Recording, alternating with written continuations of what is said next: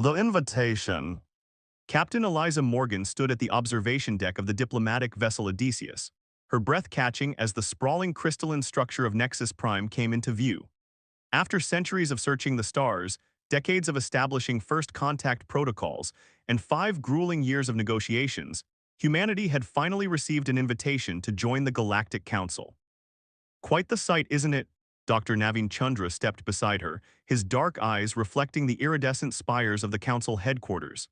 As the mission's xenobiologist, he'd spent years studying the 17 known sentient species of the council, but even he seemed awestruck. Hard to believe we're actually here, Morgan replied, straightening her formal diplomatic uniform.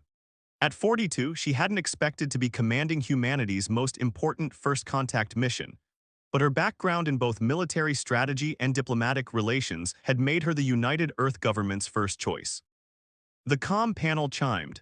Captain, came the voice of Communications Officer Darian Wells, we're receiving docking instructions from Nexus Control.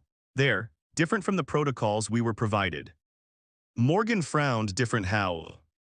The authentication signatures don't match our briefing materials, ma'am. And there's an embedded data packet I can't decipher. Isolate it from our systems. I'm on my way.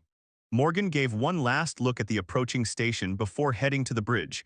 The knot of unease in her stomach wasn't just pre-diplomatic jitters anymore. The reception chamber of the Galactic Council was a marvel of architecture, with vaulted ceilings that seemed to capture starlight despite being deep within the station. The Earth delegation, Morgan, Dr. Chandra, Wells, Security Chief Tomo Nakamura, and political advisor Joanna Okafor, stood dwarfed by the Grand Hall and the diverse array of alien representatives.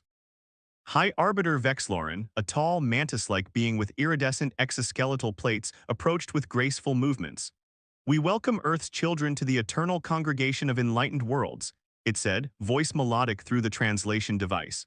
Today marks the beginning of your ascension. Morgan performed the ceremonial bow exactly as instructed. On behalf of Earth and all humanity, we are honored to be considered for membership among the stars. The formalities proceeded smoothly, too smoothly perhaps. Morgan noticed that Wells kept adjusting his translator, a slight furrow between his brows. Later, as they were escorted to their quarters, Morgan pulled Wells aside. Something's bothering you. Wells hesitated, lowering his voice. The linguistic patterns are off, Captain. Each species should have distinct speech patterns, idioms, cultural markers, but they're all speaking with identical syntax structures. It's as if they're all reading from the same script, Morgan finished, feeling a chill. Keep monitoring discreetly. Dr. Chandra approached, his casual stance betrayed by the tension in his shoulders. Our quarters are being monitored, he murmured, but not through any technology I recognize. It feels biological. Morgan nodded. We expected surveillance, but keep your observations to yourself for now. Tomorrow we begin formal integration protocols. Let's not give our hosts any reason to doubt our enthusiasm. 3 days into the diplomatic mission, Morgan knew something was deeply wrong. She stood in the Garden of Harmonies, a vast biodome filled with flora from across the galaxy, waiting for her clandestine meeting. The message had been slipped under her door during the night cycle, primitive but effective. The Arbiter speaks with one voice because it is one mind now. Morgan turned to find a small amphibious being partly concealed behind luminescent foliage. Its skin was mottled blue-gray, large eyes blinking with inner membranes. You're Zorla, Morgan said quietly, of the Emrian Collective. What remains of it, Zorla replied, voice bubbling slightly. Once we were many voices in harmony. Now those who joined the council speak only with the voice, those who refused. A trembling gesture indicated her hidden form. What voice? What happened to your people? The parasites came with the invitation, hidden in the integration technology. The neural interfaces that supposedly allow interspecies communication, they allow something else to enter, to override, to control. Zorla's pupils contracted to pinpoints. You haven't accepted the neural translators yet. No, standard policy is to use our own technology for the first diplomatic phase. Good, don't. The council isn't what it appears. Once perhaps it was truly a gathering of civilizations. Now it's a harvesting ground. Morgan's mind raced through the implications. Harvesting what? Worlds, technologies, genetic material, cultural knowledge, whatever the controllers desire. Zorla glanced nervously around. The Emrian were an aquatic species with unique bioengineering capabilities. Now those capabilities serve the controllers. Your species has mastered quantum communications that bypass normal restrictions. They want that technology. Who are they, these controllers? Ancient, patient, not of this galaxy. They found us long ago, created the Council as their collection mechanism. Each new species believes they're joining a democratic congregation, but they're merely being assimilated. Morgan thought of Earth, excited about its new place among the stars, preparing integration protocols based on Council specifications. We need to warn our world. You cannot, all communications are monitored. Any warning would trigger immediate containment procedures. We have quantum entanglement communicators, theoretically undetectable. Zorla's eyes widened. Then you must use them, but carefully. The controllers have encountered many technologies. They may be watching for energy signatures. As if on cue, Morgan's comm device vibrated. Nakamura's voice came through, deliberately casual. Captain, our scheduled communication window with Earth is experiencing technical difficulties. The Council engineers have offered assistance. Morgan exchanged looks with Zorla. Tell them we'll troubleshoot ourselves first, Protocol Alpha. Understood, Captain. Turning back to Zorla, Morgan asked, how many others know, how many are resisting? Few, most who discover the truth are quickly adjusted. I remain free because my physiology rejected the neural interface. I've been in hiding since, gathering allies where possible. Then we need evidence. Something Earth can't ignore, something that will make them question the Council's intentions before integration proceeds too far. Zorla hesitated. There is a central node where the controllers maintain their primary connection to this station. It houses records of previous assimilations. Can you take me there? It would mean death if discovered. Morgan's jaw set firmly. If we don't act, it will mean the effective death of humanity's autonomy. I've seen enough in 3 days to know something is wrong. Help me confirm it. The central data node was buried deep within Nexus Prime, accessible through maintenance tunnels that smelled of ozone and something organic, almost fungal. Zorla led Morgan through passages that seemed to pulse with an unsettling rhythm. The station is partially organic, Zorla explained, nodding Morgan's discomfort. Grown rather than built in many sections. Another technology harvested from a now subsumed civilization. They reached a chamber where crystalline structures interfaced with pulsing, vein-like conduits. Zorla indicated a neural access port. This is designed for direct interface. I cannot use it without detection. Morgan pulled out a modified scanner. Let's see if Earth technology can offer a workaround. For tense minutes, she worked to establish a connection between her device and the alien system. Finally, data began streaming, historical records, species catalogs, integration protocols. My God, Morgan whispered as she reviewed the information. Hundreds of civilizations, all following the same pattern. First contact, invitation, integration, and then silence. She scrolled through more data. Their original cultures, governments, even their biological distinctiveness, all gradually homogenized. A final file contained specifications for Earth's integration technology. The neural interface is scheduled for implementation within the month. Morgan's blood ran cold as she examined the designs. Hidden within the innocent-looking translation technology were microscopic organisms, techno-organic parasites designed to infiltrate the human nervous system and establish control pathways. This is, Morgan began, but stopped as alarms suddenly blared throughout the station. Zorla's skin paled dramatically. We've been detected, the controllers know. Morgan quickly transferred the critical files to her secure device. We need to reach my ship. If we can break away, use our quantum communicator. You cannot escape the station now. All docks will be locked down. Then we find another way. Morgan's mind raced through options. The council meeting tomorrow, all representatives will be there if we can expose this publicly. They will silence you before you speak a word. Not if we have leverage. Morgan studied the neural interface specifications again. Every control system has vulnerabilities. We find this one's weakness and... The tunnel trembled as heavy security doors slammed shut in the distance. We need to move, Zorla urged. As they slipped away through secondary tunnels, Morgan activated her secure comm link to the Odysseus. Wells Nakamura, Chandra, Emergency Protocol Pandora. Lock down the ship, activate countermeasures against biological infiltration. and prepare the QE communicator for a burst transmission to Earth. She paused. If you don't hear from me in 3 hours, send everything we've collected and get out of the system. That's an order. Morgan didn't know if humanity could resist what was coming, but she was determined they would at least face it with open eyes. The Galactic Council had invited Earth to join the community of civilized worlds, but that community was nothing more than an elaborate trap, and humanity was next on the menu. As she and Zorla hurried through the living corridors of Nexus Prime, Morgan could almost feel the alien consciousness becoming aware of her. A vast, ancient hunger turning its attention toward one troublesome human who had glimpsed the truth. The game was on the deception. Captain Eliza Morgan and Zorla crouched in the maintenance shaft of Sector 7, listening to the methodical thump of security drones passing in the corridor beyond. 6 hours had passed since their discovery, and Nexus Prime had transformed from a welcoming diplomatic hub into a hostile labyrinth. The Council has announced that the Earth delegation has been quarantined due to an unforeseen biological incompatibility, Zorla whispered, her amphibious skin glistening with stress secretions. Your crew is confined to your ship under guard. At least they're alive, Morgan replied, checking her secure comm device again. No response from the Odysseus, but the quantum entanglement communicator had registered a successful transmission burst to Earth. The warning is out. Now we need proof they can't dismiss. The integration ceremony is scheduled for tomorrow's cycle, Zorla said. All council members will be present if you can demonstrate the neural parasites there. We'll need a sample. Morgan studied the station's schematics they downloaded, and a way into the secure laboratory where they're preparing the interfaces for my crew. Zorla's large eyes blinked nervously.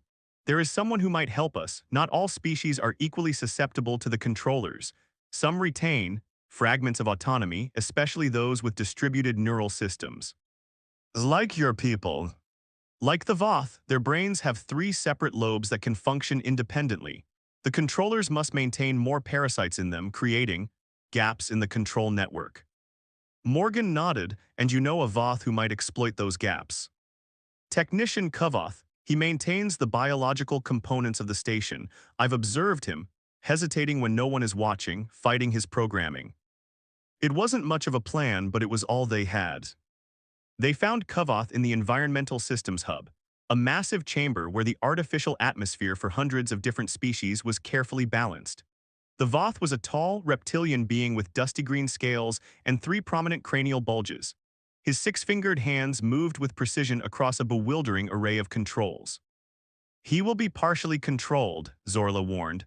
We must appeal to whatever remains of his true consciousness. Morgan approached openly, hands visible. Technician Kavoth, my name is.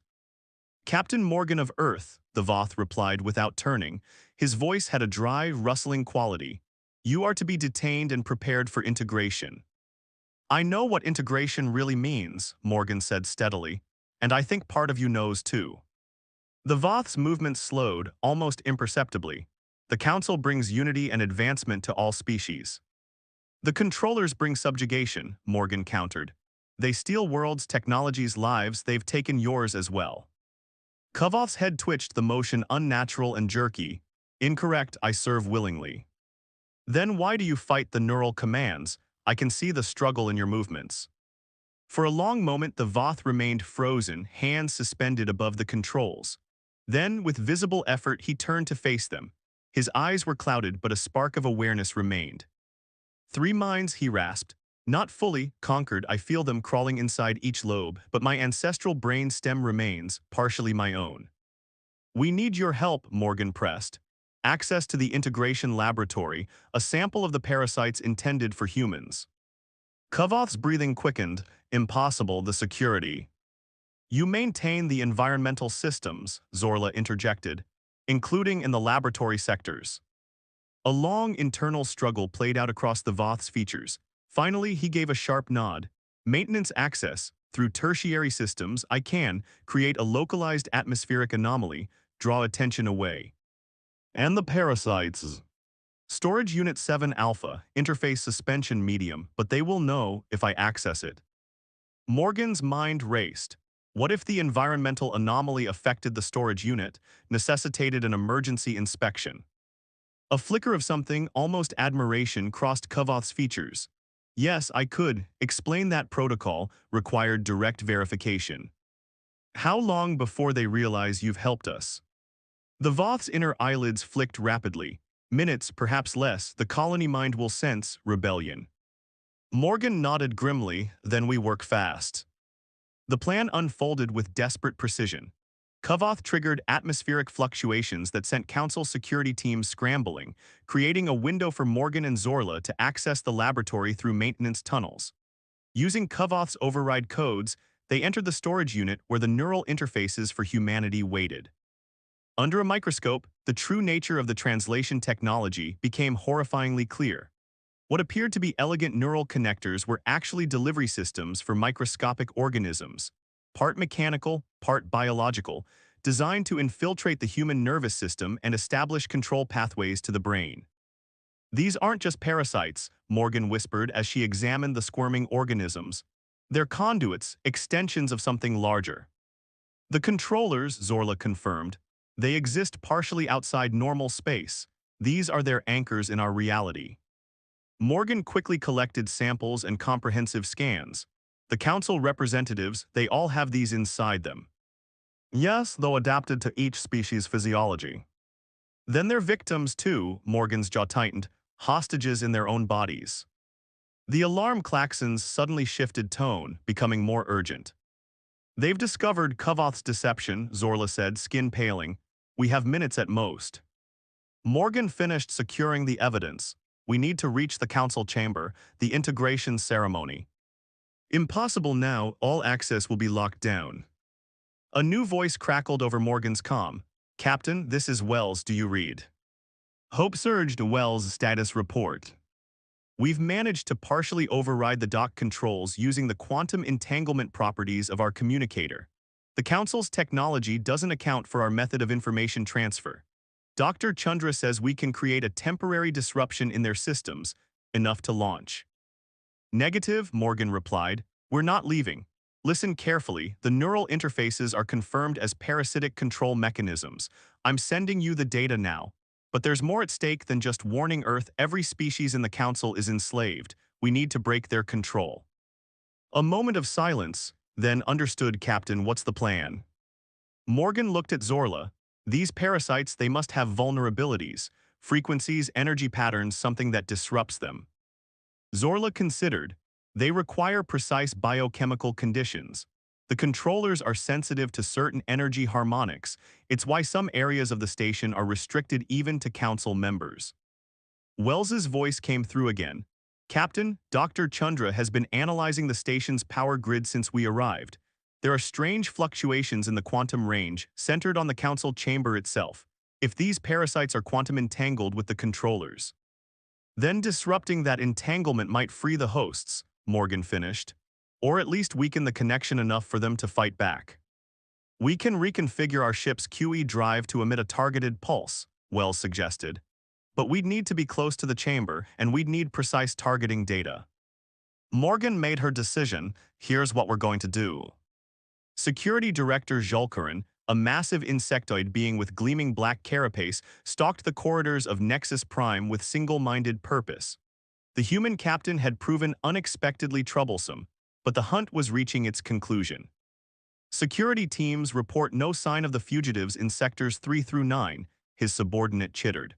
But the ship's engines are powering up despite our override commands. Zholkurin's mandibles clicked in annoyance. Lock down all approaches to the docking bay, deploy parasitic inhibitors. The humans will not leave this station until they are properly integrated. High Arbiter Vexlorin is concerned.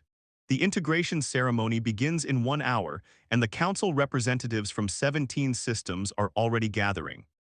The ceremony will proceed as planned, Zholkurin insisted. With or without the human captain, her crew will serve as the first integration subjects instead.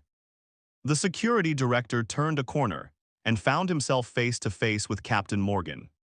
I don't think my crew is interested in your integration program, she said calmly. Zholkurin's compound eyes registered surprise before his combat reflexes engaged.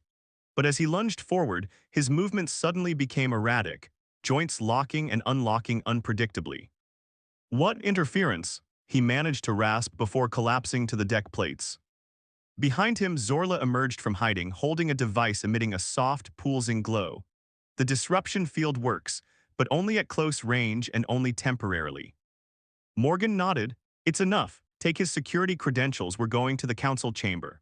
The Grand Assembly Hall was filled with representatives of 17 different species, all seated in a perfect circle beneath the crystalline dome. At the center stood High Arbiter Vexlorin, his iridescent exoskeleton catching the light as he raised his upper limbs in a ceremonial gesture. Today we welcome new voices to our eternal harmony, he intoned.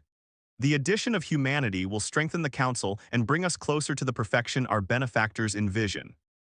The massive doors slid open, and all eyes turned to see Captain Morgan striding into the chamber, flanked by Zorla and Dr. Chandra, who had somehow made it through the security cordon. Captain Morgan, Vexlorin acknowledged, voice smooth. We were concerned for your safety. There have been irregularities in the station systems. Irregularities, Morgan repeated. Is that what you call the parasitic organisms you plan to implant in my species, the same ones controlling every being in this room? Murmurs rippled through the assembly, too perfectly coordinated to be genuine reaction. Captain, Vexlorin said, maintaining his placid tone, you appear to be suffering from a stress reaction common in species encountering advanced technology. Perhaps if you would accept a neural translator, we could better understand your concerns. Morgan stepped forward. I understand perfectly what's happening here. You're not a council of equals, you're prisoners, extensions of the controllers, and my world is next on their list. The controllers are a myth, Vexlorin replied smoothly. A paranoid fantasy born of primitive fear of the unknown. Then explain this. Morgan activated a holographic projector displaying magnified images of the neural parasites. These aren't translation devices, they're control mechanisms, and I think deep down, parts of your original consciousness know this. For the briefest moment, something flickered across Vexlorin's features. A spasm of recognition quickly suppressed. Security to the council chamber, he commanded, voice hardening. They won't come, Morgan said. We've established disruption fields at all entrances. And right now, my ship is targeting this chamber with a quantum pulse calibrated to sever the connection between these parasites and whatever is controlling them. Vexlorin's posture changed, becoming rigid. When he spoke again, his voice had altered deeper, with harmonics that seemed to bypass the ear and resonate directly in the mind. You understand nothing, human. We have guided countless civilizations to transcendence. Your crude individuality is a passing evolutionary phase, a larval state. We offer perfection. You offer extinction, Morgan countered. The death of everything that makes each species unique. That's not transcendence, it's consumption. Around the chamber, several council representatives began to twitch and shudder, as if internal battles were taking place within their bodies. Dr. Chandra, Morgan said without taking her eyes off Vexlorin, initiate the pulse. Chandra activated his communicator, Wells now. The air in the chamber seemed to thicken, pressure building as if before a storm. Then came a wave of not sound, not light, but something that moved through both matter and consciousness like a ripple through still water. Vexlorin screamed, a sound no insectoid throat should produce. Throughout the chamber, representatives collapsed, bodies convulsing as the parasites within them lost their quantum connection to the controllers. And in that moment of disruption, Morgan felt it. A vast, ancient presence suddenly aware of her, furious at her interference. A consciousness so alien and immense that merely brushing against it threatened to overwhelm her sanity. Again, she shouted into her calm, maximum intensity. The second pulse hit like a physical blow. Morgan staggered but remained standing as council members writhed on the floor around her. Vexlorin had fallen to his knees, his exoskeleton cracking as something tried to force its way out from within. What have you done? He gasped, voice his own again for the first time in centuries. They're coming, fully into our reality now. You've damaged the buffer. The chamber's crystalline dome began to fracture, dark energy crackling between the growing fissures. Through them, Morgan glimpsed something that defied comprehension, geometries that shouldn't exist, entities composed of angles that hurt the eye to follow. Wells, she shouted into her comm. Emergency Protocol Thanatos, target the dimensional anomalies. The Odysseus responded immediately. The ship's quantum entanglement drive, never designed as a weapon, channeled its energy directly into the fractures appearing in reality itself. Each pulse forced the intrusions back, sealing the breaches between dimensions. Morgan rushed to Vexloren's side as the High Arbiter's body finally went still. From his mouth, ears, and eyes, tiny organism machines leaked out, dying as their connection to their controllers was severed. The others, Morgan called to Zorla and Chandra, check the representatives. Throughout the chamber, confusion and pain gave way to the first moments of true consciousness many of these beings had experienced in generations. Some wept, others stared in shock at their surroundings, as if seeing them for the first time. A Voth representative approached Morgan, his movements now natural, fluid. What happened? I remember joining the council and then, fragments, watching myself act but unable to control. You were controlled by parasitic entities from another dimension, Morgan explained. But they're gone now, at least temporarily. We've disrupted their hold on this station, but we don't know for how long. The communications panel on the chamber wall activated, showing Officer Wells's face. Captain, the quantum disruption is destabilizing the station's core. We have maybe 20 minutes before critical failure. Morgan looked around at the confused, newly freed council members. Begin evacuation procedures. Get everyone to their ships or to the Odysseus. The controllers will return, Zorla warned. They've invested too much in this harvest to abandon it. Then we destroy this station and take everything we've learned back to our worlds, Morgan said firmly. Together, we can prepare defenses, real defenses, not the false integration they offered. As alarms blared and the evacuation began, Morgan stood in the center of the council chamber, watching representatives of 17 different species helping one another toward freedom, acting as true allies for perhaps the first time. Humanity hadn't joined the Galactic Council today as planned. Instead, they'd helped birth something new, a true alliance of free worlds. The controllers would return, she had no doubt. But next time, they wouldn't find isolated species ripe for harvesting. They would find a galaxy united not through parasitic control, but through the genuine cooperation of diverse civilizations determined to remain free. As the Odysseus detached from the dying station with its cargo of refugees, Morgan watched Nexus Prime collapse into a quantum singularity, taking the remnants of the controller's bridgehead with it. The war had just begun, but humanity had struck the first blow, and they wouldn't be fighting alone.